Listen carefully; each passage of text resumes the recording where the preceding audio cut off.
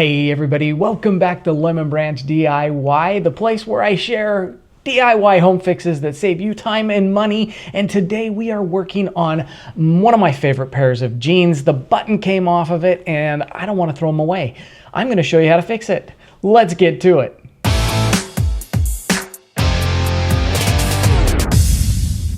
All right, you guys, nothing more annoying than when your little button comes off of your favorite pair of jeans. I'm gonna show you a really quick and easy way on how to put it back together. I'm just gonna sew it right back on. No need to take it anywhere. And it's actually really simple. So I'm gonna show you the tools that we need.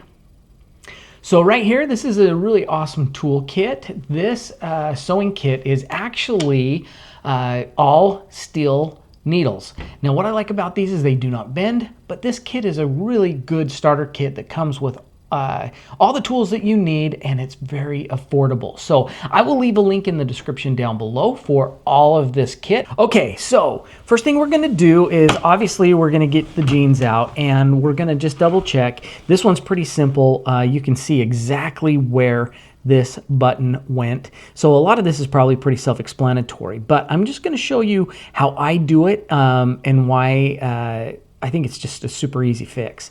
Now, the first thing that I'm gonna do, and it doesn't really matter probably with the button, what color of thread you're gonna use, but I like to match it up as best I can. So since these are navy, I'm gonna use the navy thread. And so we'll just pull this navy thread out. So we'll just go ahead, and the way these guys are packaged, they just kind of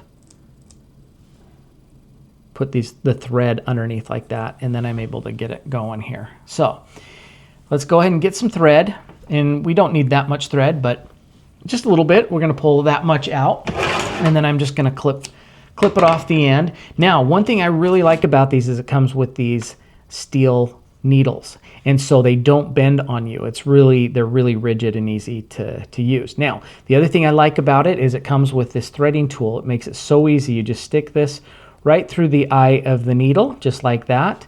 And then we're just gonna take the thread and you just loop it right around like that, pull it right on through, and now we have threaded the needle. It could not be more simple. It's just as easy as that. So now what I like to do is I'll just kind of make it even, and I like to double up the thread. So I'm just gonna pull it all the way to where they are even, just like this. Okay, so now what we want to do is put a knot at the end of the thread. There's a couple different ways to do it, but this is the way I like to do it. I like to just put it right on the edge of my fingers like that, and I'm gonna loop it around, and then I'm just gonna roll it back and forth, and then slide it to the bottom, and that'll give us a good knot. Okay, so then I'm just gonna trim a little bit off. Now I know that there's a couple different ways to do these knots, but I just like doing that because it will not come undone, just like that. It's in good shape. So now what we're gonna do is we will just line up the actual holes. So since there's just 2 holes, I'm gonna just bring that right through the hole, and I'll drop the button down exactly in the place that it's supposed to be. So we'll go ahead and go straight on down like that, and then we're gonna pull the thread all the way through. Now, there's a little bit of slack here. Don't worry about it as we're lining things up. So I'm just gonna bring it back down. So see how there's the 2 holes? So I go up through the one, and I'm gonna go back down through the other, and then we're gonna put it right through the other side of the other hole, just like that. And at this point, we'll just go ahead and pull everything tight and make sure that the button is exactly where I want it to be. Okay, so now it's just a matter of, on the back side here, I'm just gonna hold it tight, and I'm just gonna start going back up through into the button through the same holes, and we'll just do this several times, just up and down, just up and down. It's pretty simple. So we'll do it a couple times. Here we go, we'll get that up tight. Right back down through